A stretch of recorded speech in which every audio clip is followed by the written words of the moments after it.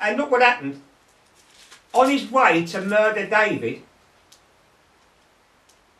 he sent some people to kill David, and they come along to some prophets. Let me read it on 1 Samuel 19, 23 to 24. And he went thither to Naioth, to Ramah, and the Spirit of God came upon him. Notice it doesn't say the Spirit of the devil. He was a man that was out to kill David, he was out to murder David, and the Spirit of God came upon him, and he went on and prophesied until he came to Naioth and Ramah. Notice the Spirit of God came upon him, and he prophesied. It was genuine prophecy, under the genuine anointing of God. But Saul had murder in his heart and wanted to kill David. But even in his state of wanting to kill David, he was prophesying under the genuine anointing of God. And he stripped off his clothes and prophesied before Samuel in like manner, and he lay naked. Now, the reason that is, I've seen that happen in the meeting many times. People that's not living right comes into a place where God is moving, and they start doing strange things. I was in Stratford some time ago, and I was preaching at Stratford Church, doing a 3-day meeting, and there was a woman that was totally confused, known her for years, totally confused, came in, sitting down calmly, and the moment that I started to preach, she started jumping up and doing all kinds of things and shouting at me and screaming at me, and well, we had to take her out of the meeting. You say, why didn't you deliver her? Because, you know, there are some people that have gone so far and become so bound. Let's take a look at another man who was a false prophet, not a man of God, a false prophet, and yet he was able to give genuine blessings to people. Now think about that. A man that did not serve God, he was a false prophet, and yet he was able to pronounce genuine blessings. Let's take a look at Jude 1:11. Jude 1:11 says, woe unto them, they have gone the way of Cain, and ran greedily after the heirs of Balaam for the reward, and perished in gainsaying of Korah. So we know that Balaam is a false prophet. We read that also in Revelation 2 verse 14. Revelations 2:14. But I have a few things against thee, because thou hast them that hold the doctrine of Balaam, who taught Balak to cast a stumbling block before the children of Israel, to eat things sacrificed unto idols, and to commit fornication. He was a false prophet. Yet isn't it interesting that when Balaam, who was hired to curse Israel, ended up blessing them? He was a false prophet. He would have loved to have cursed, but God used this man to bless. Every time he went to curse them, he ended up blessing them. And this is a false prophet, not a man of God, not a man that served Jehovah, but he said, behold, I have received a commandment to bless, and he hath blessed, and I cannot reverse it. So here we have a counterfeit, a man that didn't serve Jehovah, a false prophet, giving genuine blessings upon the people. He did not prove he was right with God. In fact, God used him despite what he was. And let's take a look at Judas Iscariot, it's another one. Matthew 10 verse 1.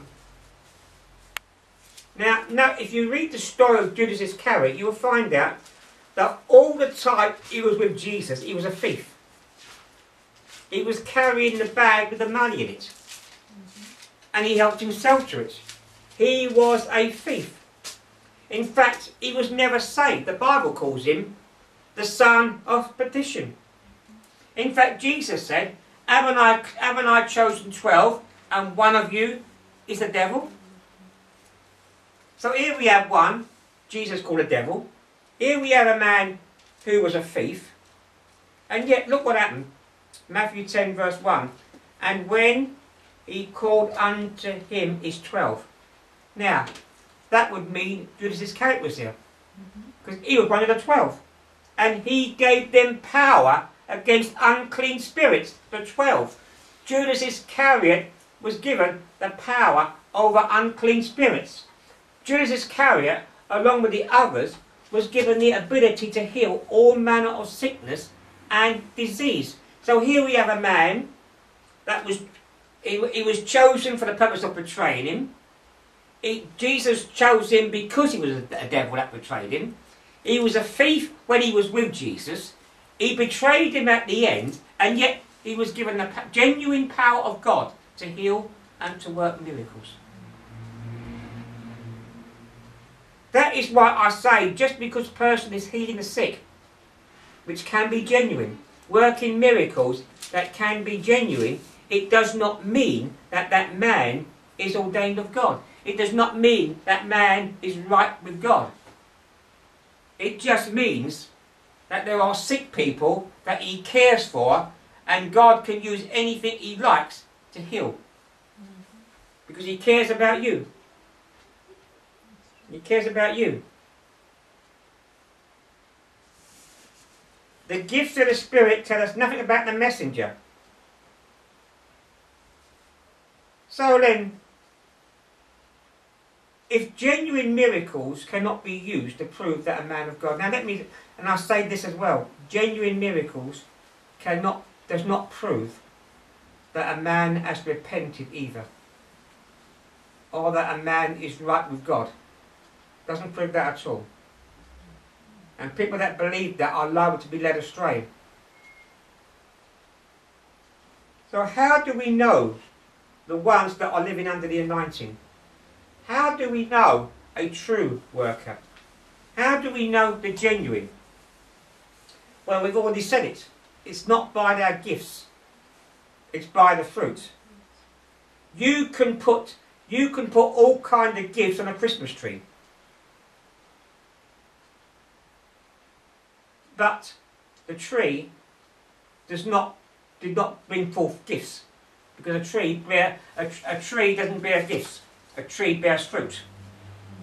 I mean, just because you wrap a toothbrush and put it on a Christmas tree as a present, it does not make it a toothpaste tree. It does not make it a magnifying tree or a makeup tree. I think I did tell you the story once about the little boy that had a tree outside his house. And he loved that tree outside his house because it meant that when his father sent him to bed early, he could get on the tree, go to his window and climb down the tree and go and play. And his father said, "I'm going to cut down that tree." And he said, "Why?" And he said, "Because it doesn't bear no fruit. It hasn't borne fruit for years. And a tree that doesn't bear fruit is not worth having." And the son said, "Dad, if that tree was to bring fruit, would you keep it?" He said, "Yes." So the son went to town and he bought a big bunch of apples, a big barrel of apples. And he got on the tree and he stuck all the apples on the tree with little bits of string. And he said, "Look, Dad, that tree bears fruit. It's got all the apples on it." And his father said, "Yes, son, it's great, and it's very unusual." And the son said, "Why?" He said, "Because that tree has brought forth apples, but actually it's an orange tree."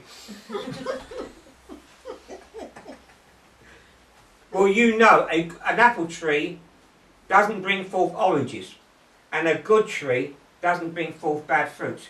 And it's by their fruit you will know them. Luke 6:43.